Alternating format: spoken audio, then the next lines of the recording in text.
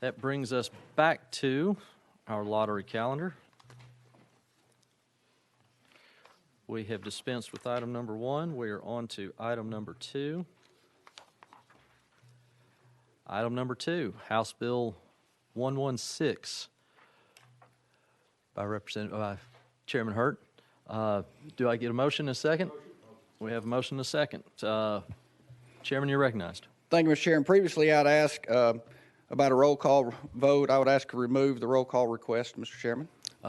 Without objection, so done. Thank you, Mr. Chair. House Bill 116 expands the definition of eligible post-secondary institutions to include Western Governors University, Tennessee, as an eligible institution to serve students through the non-traditional HOPE Scholarship Program. The non-traditional HOPE Scholarship has some very specific requirements for a student to be eligible, including being independent under the FAFSA definition, must be 24 years of age and older, married, orphaned, or active duty military, must be defined as low income earning less than $36,000 per year per family, and maintain a grade point average of 2.75. Under the current system, there are 281, let me rephrase that, under the current system, there are only 281 Tennesseans that have participated in the program under the 21-22 cycle. And right now, based on data from WGU Tennessee, they serve more non-traditional students in Tennessee than all the other higher education institutions in the state combined. These students are not being reached out to currently. Previously, when I first presented this bill back in February, there were a few questions asked by committee members. First was about WGU's accreditation. They're accredited by the Northwest Commission on Colleges and Universities, which is equivalent to their accreditation with other Tennessee universities receive, equivalent. Next, the question was asked about WGU being located in Tennessee. WGU Tennessee is a branch underneath the overarching WGU entity. WGU Tennessee was invited to Tennessee through a memorandum of understanding signed by former Governor Haslam, as well as an administration bill. That bill was brought before the General Assembly in 2013 to help achieve the Drive to 55 initiative and passed on the House floor on a bipartisan basis. That alone makes WGU Tennessee vastly different from other institutions that may have online programs. WGU Tennessee has a brick and mortar building in Franklin, Tennessee, where their administrative offices are located. Also, the legislation that passed in 2013 requires that WGU Tennessee have a president or chancellor who is domiciled in Tennessee, which is another factor that makes it different from other institutions that may offer online courses. I also think it is helpful to note that the majority of the opposition of this bill have come from public and private universities and colleges which have brick and mortar campuses. I'm still a little confused as to what direct negative impact this bill would have on them. I can't figure that one out. Hopefully we'll get some information in a little bit. I can tell you that it will have a direct, positive financial impact on hundreds of our fellow Tennesseans. The fact of the matter is that these are non-traditional students, students who may have children, jobs, and other responsibilities that do not allow them to attend a brick and mortar institution. So if they aren't able to attend a school online, such as WGU, then they most likely won't attend a school at all. And right now, WGU serves more non-traditional students than all the brick and mortars combined. Mr. Chair, I believe that we have some various groups here interested to testify on this legislation. Thank you for that presentation, and you are correct. At this point, any questions for the bill sponsor just yet? Okay. Having said that, we're going to go out of session for just a few minutes. And we have from Toccoa, sorry, I don't know how you pronounce that, Mr. Claude Presnell, are you available? If you, I think the committee knows my concerns. Okay, thank you for that. Next up, we've got WGU, Ms. Kim Estep and Emma Solomon. If you all will please come forward.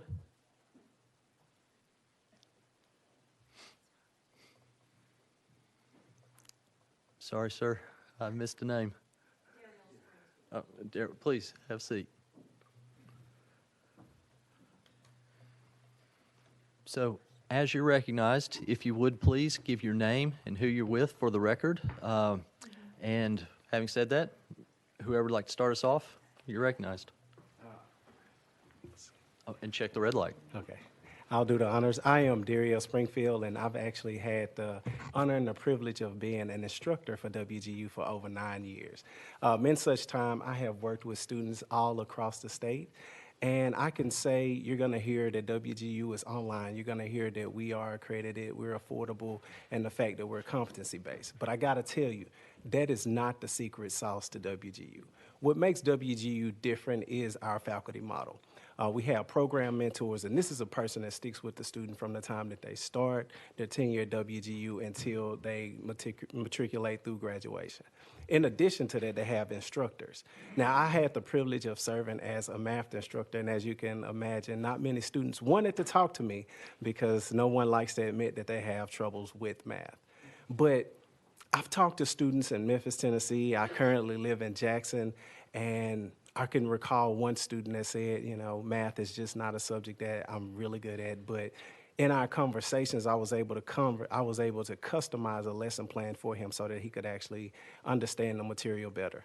The same was true for students in East Tennessee and Middle Tennessee. I've had interactions with students all across the state.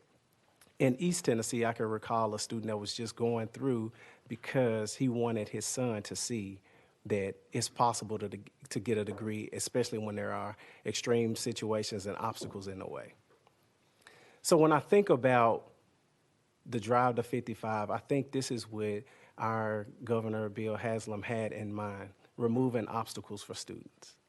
That's what WGU has been doing for the last 10 years, and I think that we've made good on that promise. So allowing our students to get the non-traditional HOPE scholarship funds will just be one more barrier that we can eliminate for students and bring us closer to that Drive to 55.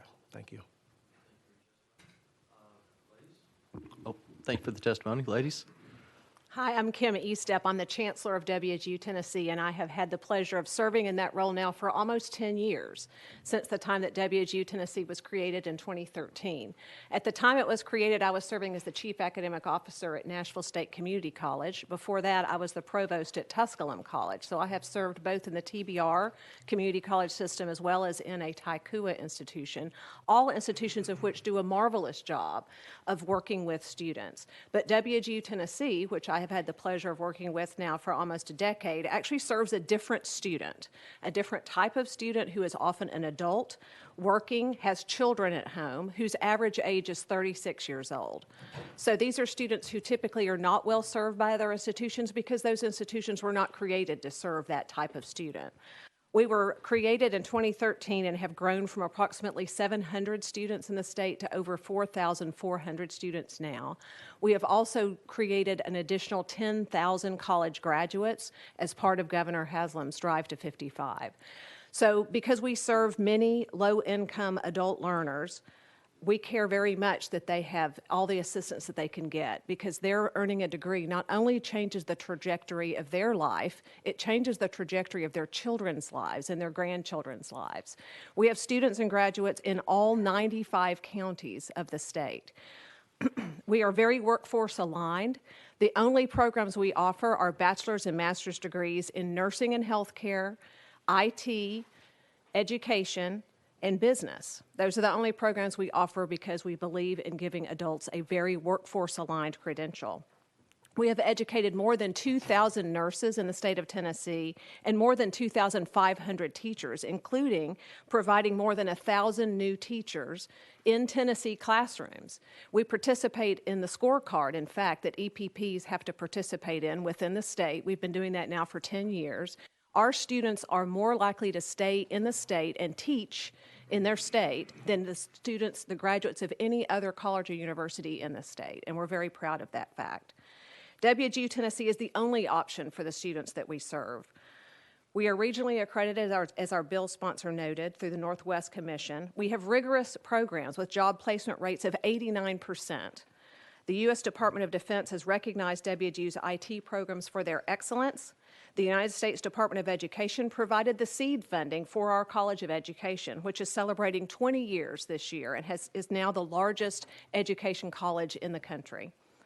Nontraditional HOPE was designed to serve low-income working adults.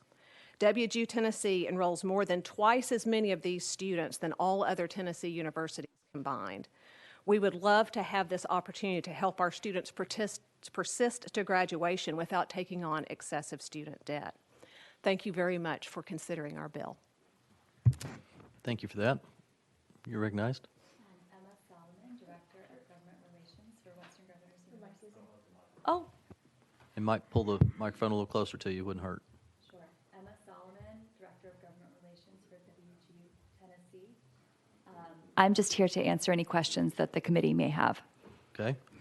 Members, while we're out of session, any questions for the panel? Representative Fritz, you're recognized. Thank you, Mr. Chairman. I appreciate what y'all are trying to do.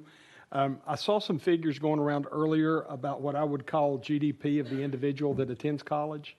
And so how do the WGU students compare with other in-state universities as far as return on investment for that time, or what their GDP, their family GDP does in earnings? do you want to take that since it's the data you collected? Sure. If I did send out some data last week about our graduates' median earnings 10 years after graduation for those who received federal financial aid. And it is comparable to other Tennessee institutions, both public and private. Our yearly tuition is about $7,000, and our students are making almost $50,000 a year 10 years after graduation, which is comparable to other institutions. You're recognized. I would just offer that when I looked through it and the return on investment for the $7,000 tuition, and as I recall from those charts I looked at, the earning was higher than some of the other the other universities and colleges. So it seems that the ROI is pretty good for WGU. Thank you. It is. Thank you so much. Thank you for that. Members, any other questions? Seeing none, we'll go back in session. Oh, sorry. Representative Butler, you're recognized. Well, it's not for these folks. I would ask that we call up Mr. Presnell and if I mispronounce the name, I apologize, to testify or to speak on why they're opposed to this. Without objection, members? All right, Mr. President, if you would. Thank you all. Appreciate you taking the time today. Thank you. Thank you.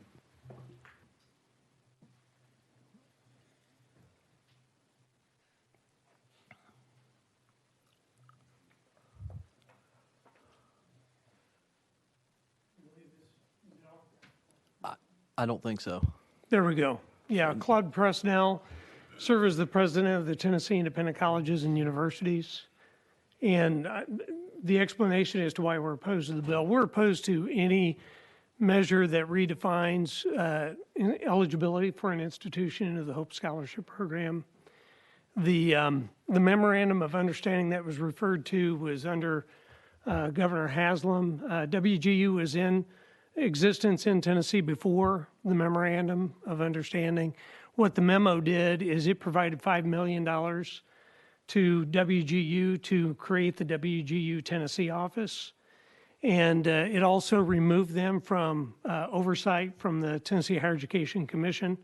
So their programs were no longer had any state accountability that way. The memorandum also did allow for WGU to have access to the need-based aid program, but the lottery program was in full mode at that time. It had already been around since 2004. The memorandum was 2013, and the memorandum explicitly did not include HOPE Scholarship, and WGU representatives at that time testified before this very committee that they would not be seeking, and the memorandum did not include HOPE Scholarship. So a couple of corrections on data. The Tennessee Independent Colleges and Universities confer 20,000 degrees a year. 27% of those degrees go to adult learners.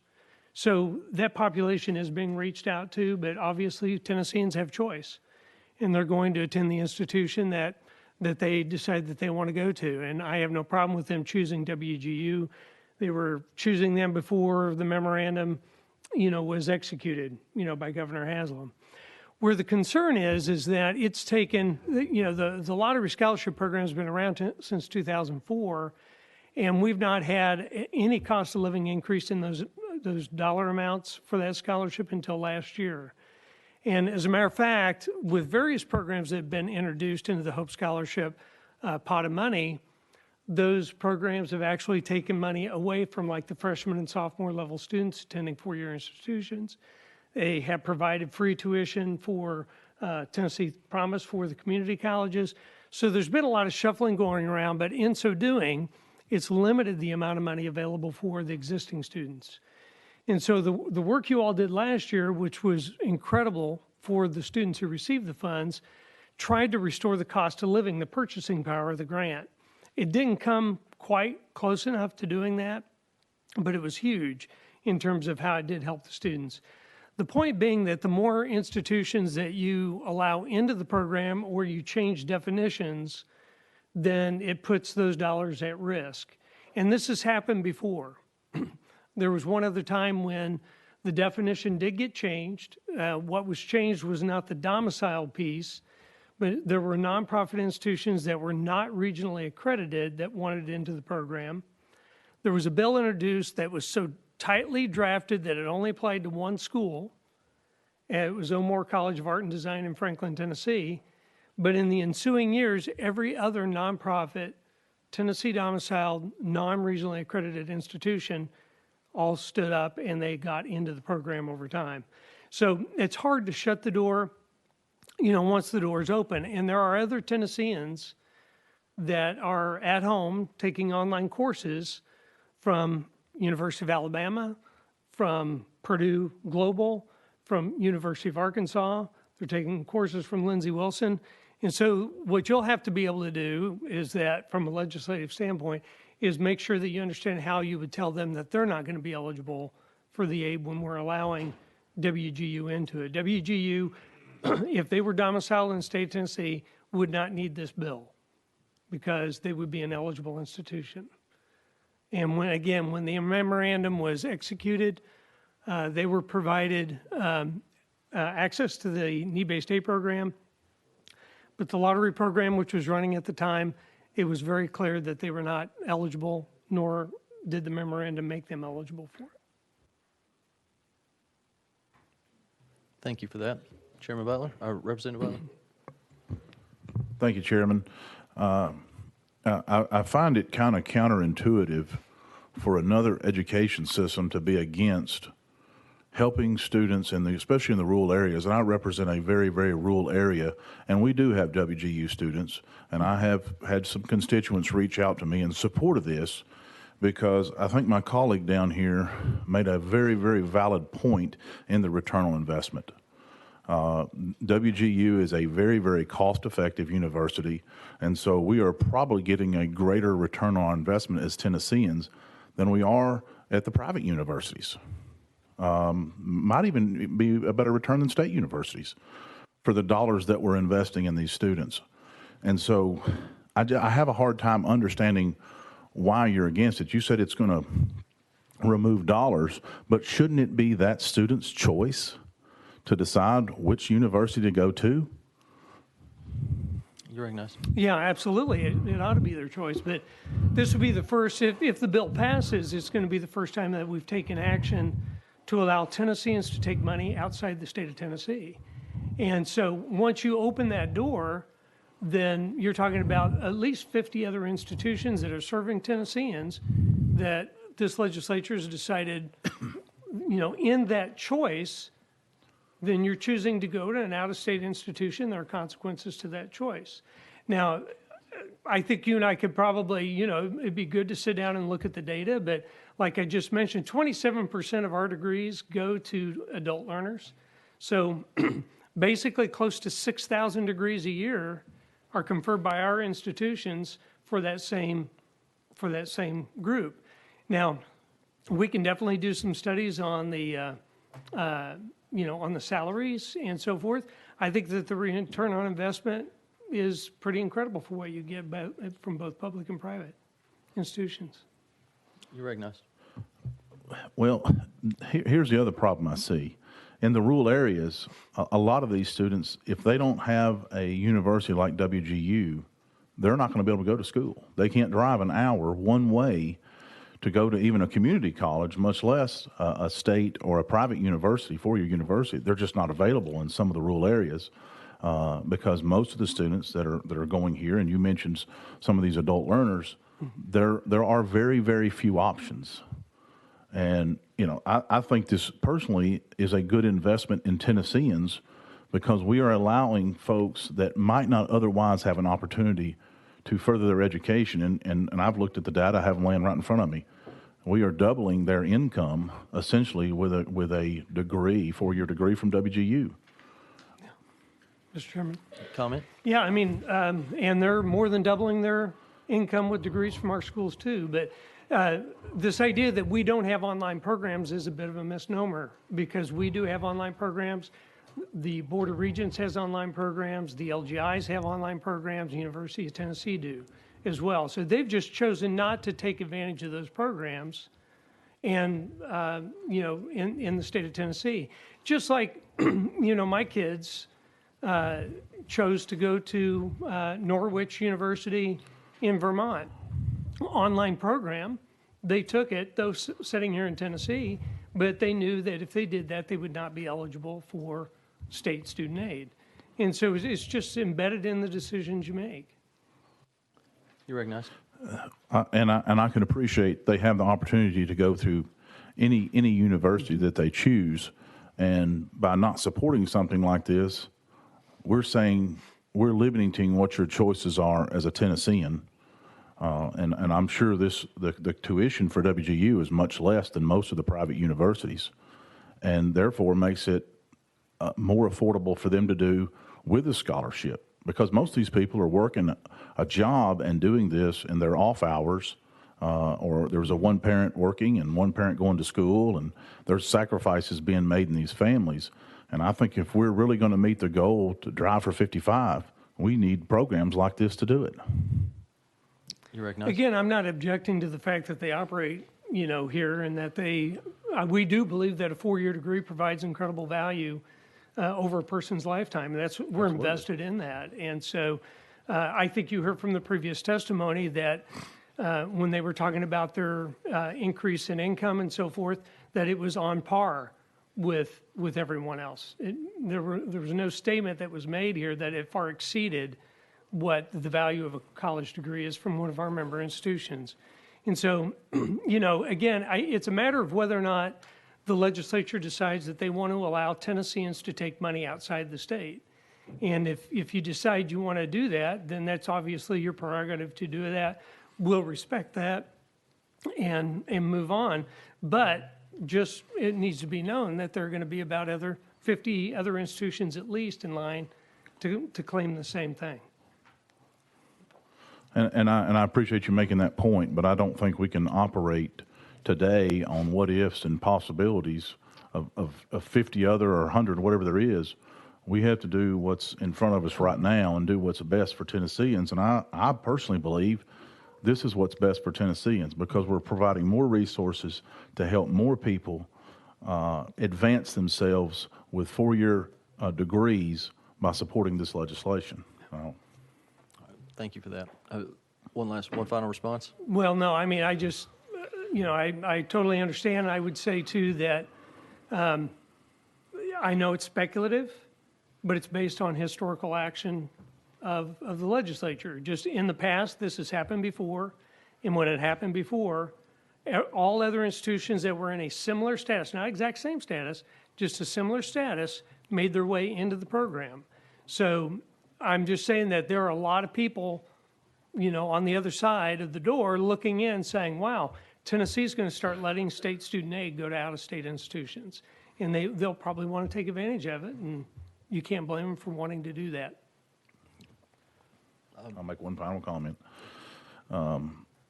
If that's what our Tennesseans want to do to further their education, I think it should be their choice and not our choice. And I'll close with that. Thank you for that. Representative Baum, you're recognized. Thank you, Chairman Lafferty, and thank you for your comments, Mr. Presnell. I'm concerned about us being consistent. I want us to be consistent and treat institutions and universities the same so that we don't have one policy for one set of institutions, but then sort of a simultaneous informal policy for another institution. So I guess my question is, what about institutions, other institutions that offer a lot of online courses? I'm familiar with the University of Alabama offering a lot of online courses. Arizona State University offers a lot of online courses. I assume that those are high-quality institutions. The quality's there. If we were to look at return on investment, they would have statistics that would show a very nice return on investment. If we were to pass this bill and Arizona State or the University of Alabama were to rent a couple of offices in Brentwood for a couple of administrators, and then come in front of us asking for Tennessee lottery dollars, how would that petition be any different than this one? Well, I would argue that it would be minimally different. I think that it has the same character. And the institutions that you recognize has a very similar accrediting body as to the one that accredits SACS. One of the largest vendors is Southern New Hampshire University as well. And by the way, the current institutional eligibility plays is that it doesn't distinguish between for-profit and non-for-profit. So right now, based on the Tennessee domicile, we have a for-profit institution that benefits from the Hope Scholarship Program, and that's South College. So if you open the door to those outside the state that even have an office here in the state, then University of Phoenix and a number of other institutions, Lindsey Wilson, New York University, will all then have the possibility to knock on the door. And I think, again, more particularly, the students attending those institutions are going to be the one knocking on your doors. You recognize? And so, I guess, so it would be a population of universities that's much broader than Arizona State and University of Alabama. Now, I guess you've suggested that the General Assembly theoretically would have the option at some point to pass legislation saying that Tennesseans could take Hope Scholarship money to any university in the country. I mean, that's an option. It's not in code right now, but we could pass a law doing that. My question is, if we were to do that, is there any way that we could provide Hope Scholarships at their current financial rate? I assume it's around $3,000 or $4,000. Is there any way that we could keep the scholarship at that level if Tennesseans could take the money and use them at any university across the country, online, like University of Phoenix, or on campus, like Harvard, up in Massachusetts?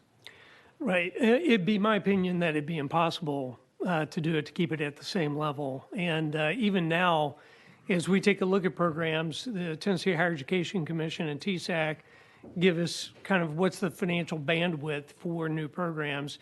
And even now, it's very, very low. I mean, they're saying that, you know, if you pass a bill that has a $5 million fiscal note, that's going to consume all the available funds to do anything now. So if the program starts to outrun the funds, then TSAC is given the power to do pro rata reductions. So what will happen is that the amount of the scholarship across the board would be reduced for the entire student population. Okay, thank you. Thank you for that. Any other questions? I've got one. It would still be up to the General Assembly to decide any future schools that got access to the scholarship. Is that correct? Absolutely. Okay. One of the things that I noticed, and I've only been chair of this committee for 2 years now, but in conversations that I've had with some of our four-year schools, Tennessee's been a little late to the game when it comes to online. It seemed like it took COVID to serve as a prod to get Tennessee moving more that direction. Could you comment on the timeline that the Toccoa schools have been doing online courses and where they were in relation to, we talked about Alabama, Arizona, WGU? Yeah, that's a great question. Actually, our institutions have been involved in what they call distance learning, where you literally, there was a time where you would literally mail a course syllabus with a VCR tape, and you would send it, and they would watch the the classes being taught, and then they would fill out the forms. So we've been involved in this distance learning, which now, as you look at online learning, there's several of our campuses that actually the bulk of their revenue comes from online learning. So, you know, if there was anything that we were a little behind on was the competency-based approach that WGU has. And WGU is unique in their competency-based approach. There's no doubt about it. But there are other institutions that are unique in their program offerings as well. So at the time that WGU was invited to establish WGU-TN, because again, they were operating here before then anyway, our regional accrediting body did not allow for the competency-based education that's offered by WGU. The very first institution that served as a pilot for our regional accrediting body to do competency-based education, and when I say our accrediting body, I'm talking about SAC-COC, that covers the entire southern part of the United States. First institution was Lipscomb University. They had a competency-based approach to the first 30 hours of a degree, and so it allowed them to actually become a pilot and then fully recognize their competency-based program. So did COVID have an impact? Oh yeah, COVID had an impact because those campuses that are primary residential campuses had to pivot to online, and they've kept a lot of that. I wouldn't say, though, that we now have less residential campuses because of the online, but it has served as a complement to it. But our campuses have been involved in that for many, many decades.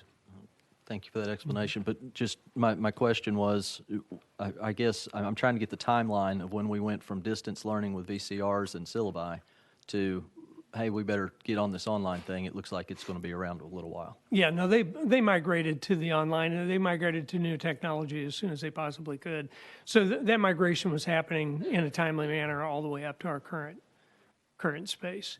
Okay, thank you for that. Members, any other questions? Representative Love, you're recognized.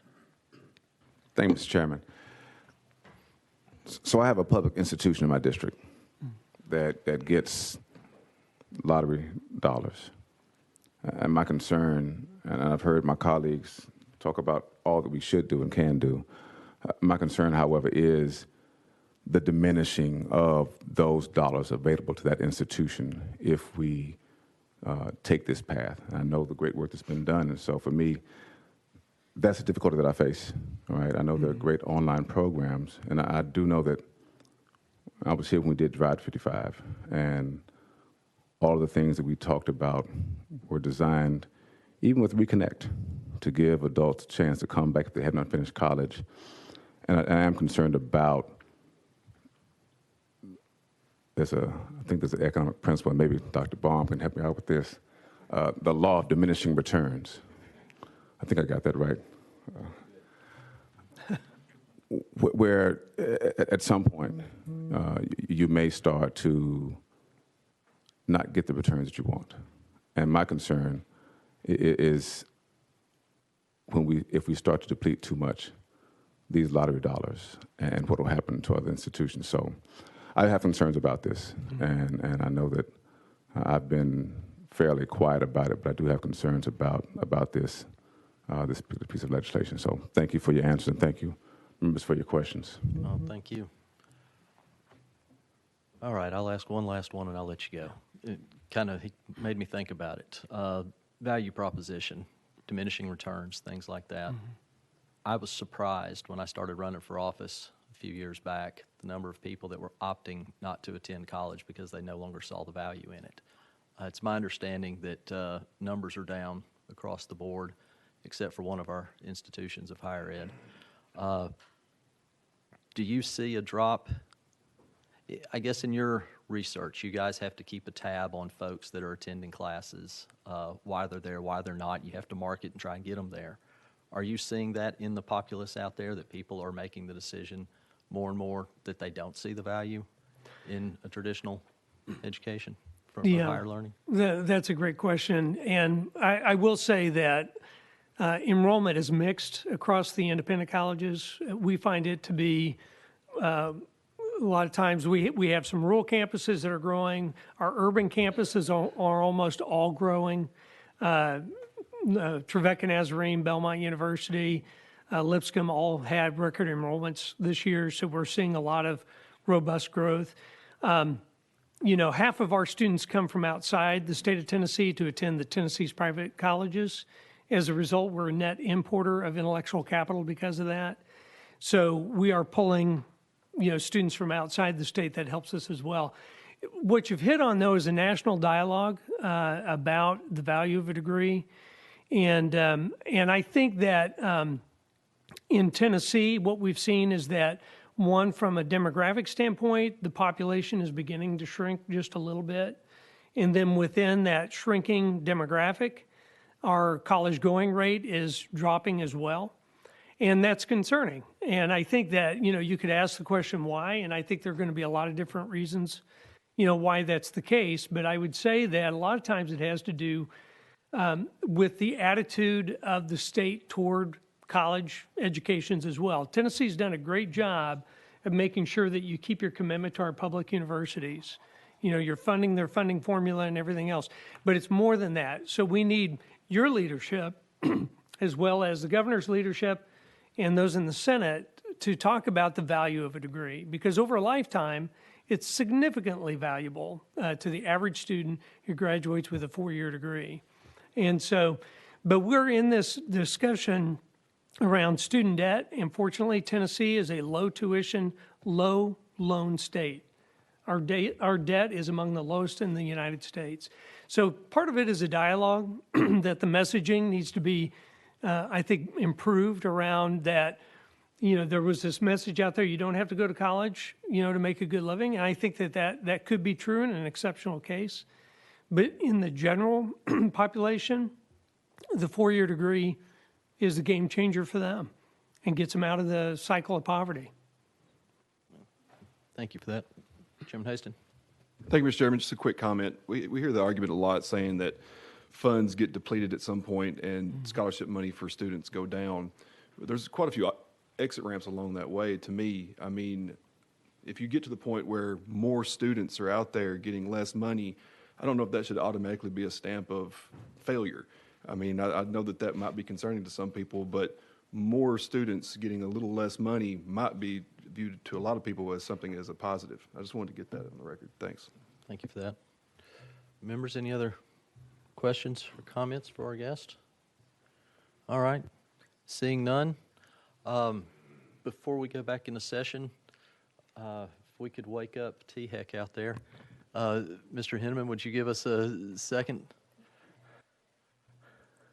Sorry, I didn't mean to imply you were sleeping. I know you were studying.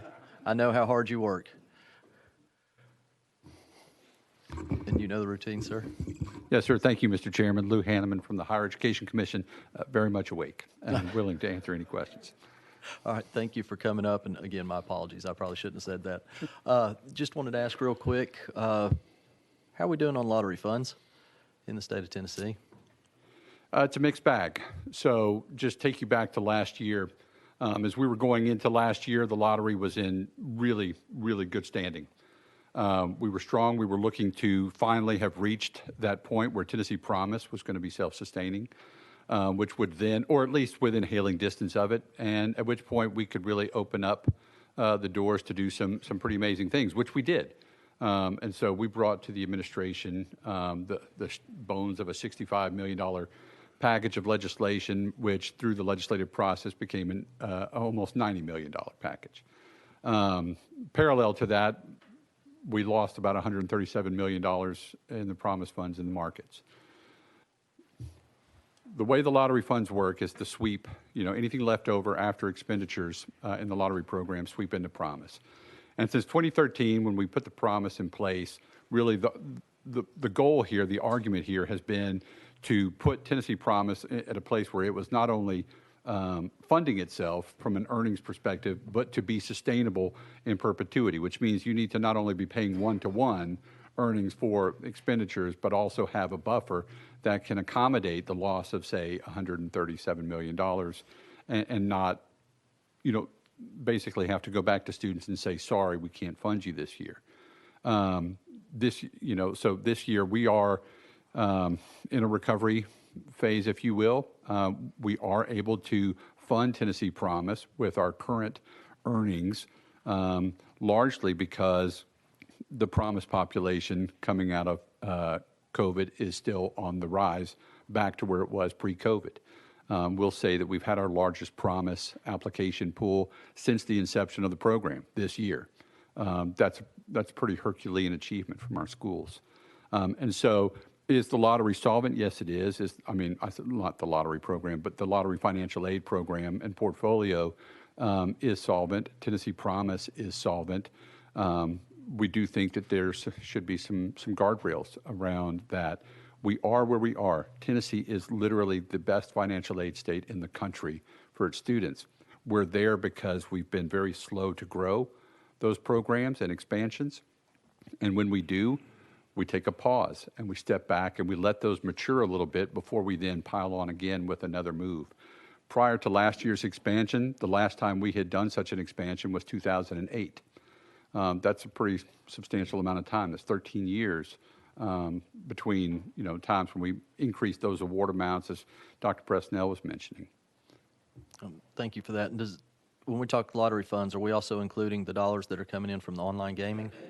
Are those included in that? Yes, we do. And so for our purposes, all of the revenue streams into the lottery, so the sports wagering funds actually go into our pool of lottery funds, out of which all of our programs, the HOPE Awards, which includes the bookends of the General Assembly merit, as well as things like dual enrollment, Tennessee Reconnect, all of the non-traditional HOPE Scholarship, and so forth. Those get funded, and then whatever's left over sweeps over into the Promise endowment accounts.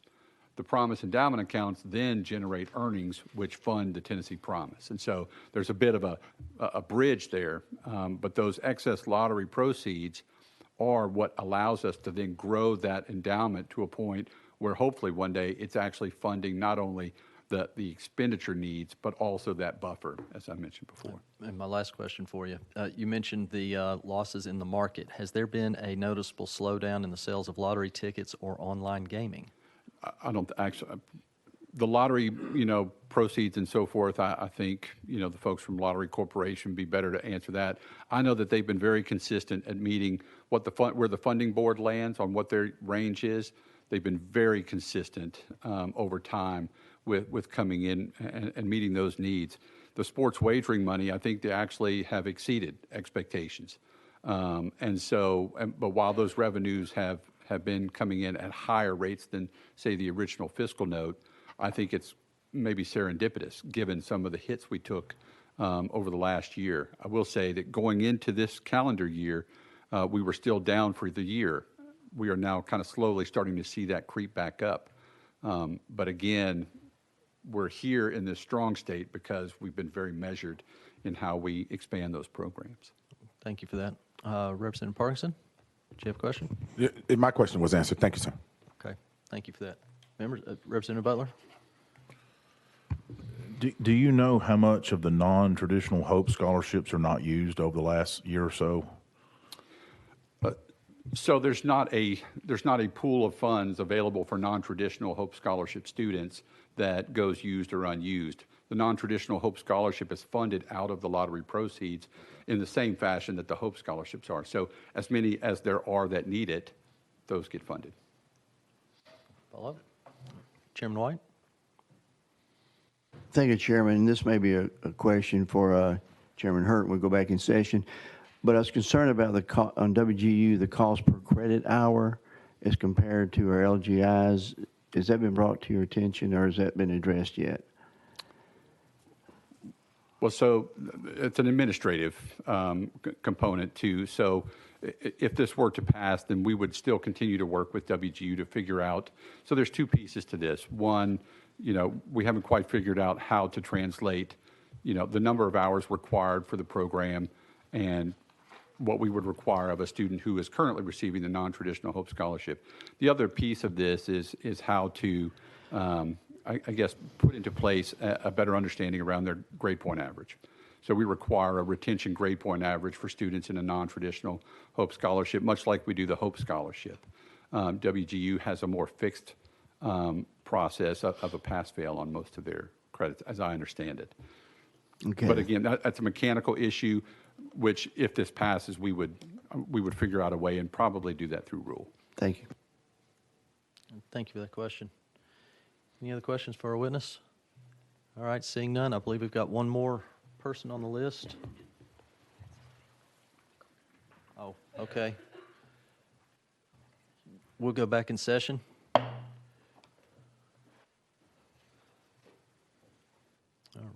Representative Hurt, that was marathon out of session. You're recognized for any comments you'd like to share. Thank you, Mr. Chair. Yeah, a few things I'd like to kind of unpack there. There's a lot of good discussion, and I appreciate the good questions. First, in response to my colleague from Davidson County's concerns of, I think it's more of the question of we're opening a can of worms and where does it stop?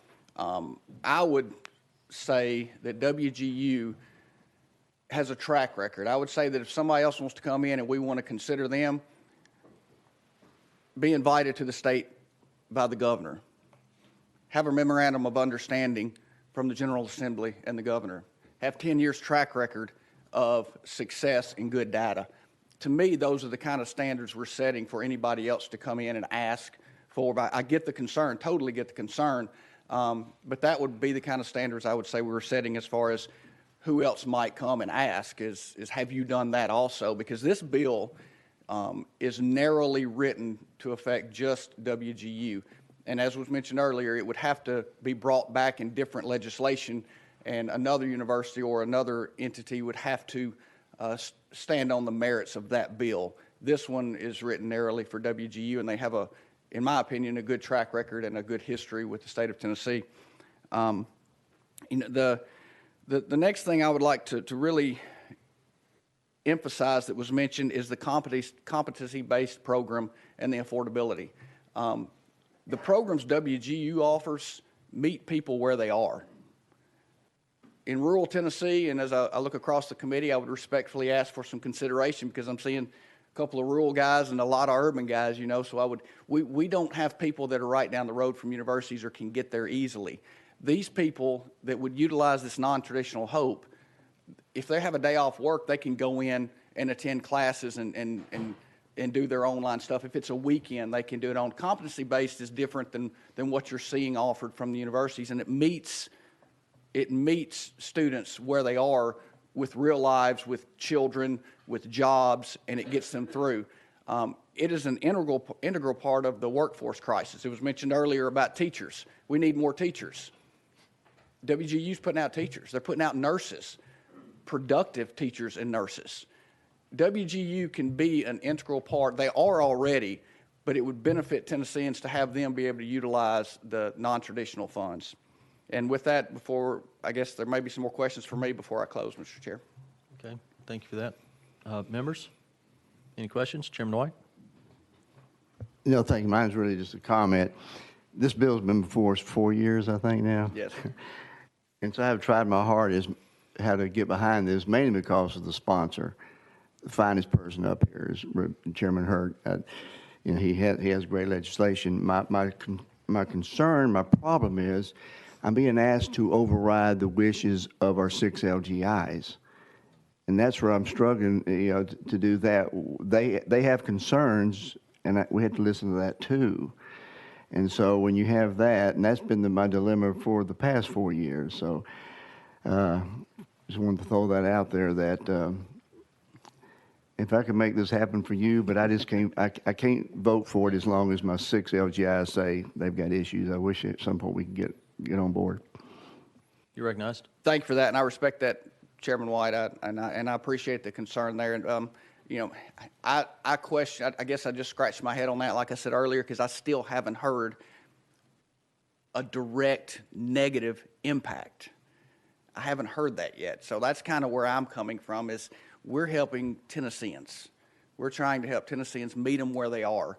Our other universities are doing a great job with the students they have coming to them, but we have students out there with unique, special needs, and that traditional college model, even the online that they offered, doesn't meet them where they are as well as what WGU can offer them. And I think financially it would benefit us to help those students and get more, incentivize more non-traditional students to take advantage of that opportunity in order to advance themselves and be part of this, solve the workforce crisis we have.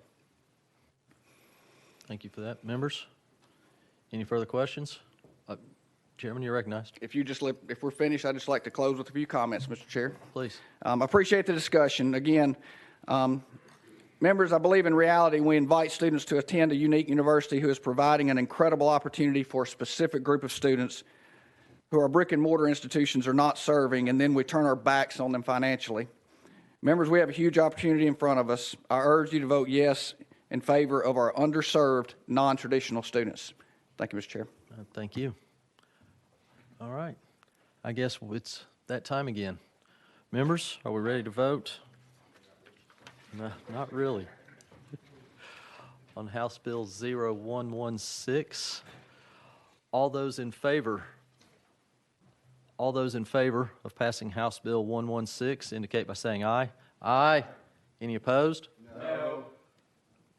The noes have it. Sorry, sir, your fails for lack of the majority. Thank you, Mr. Chair and committee. Thank you.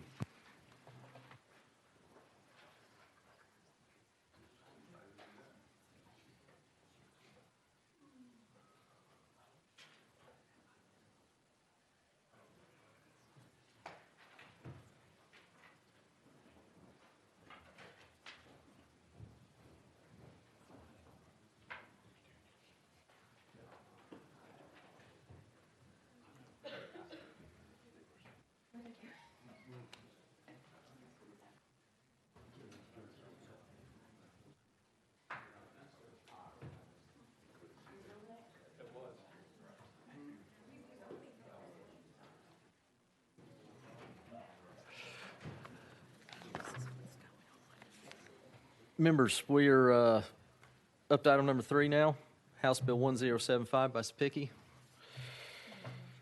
Need a motion? We have a motion and a second. Chairman Sapicki, you are recognized, sir. Thank you, Mr. Chairman. Members, all it does is expands the eligibility requirements for receipt of dual enrollment grants to high school sophomores. That's all the bill does, Mr. Chairman. It's just syncing it up. All right. Members, we have any That's it. questions on the bill? Very simple bill. All those in favor of House Bill 1075 indicate by saying aye. Aye. Any opposed? Ayes have it. You're moving out to Education Administration. And next up, we have item number 4 by Chairman White, House Bill 519. Oh, I'm sorry, we took that off notice earlier. That's My apologies.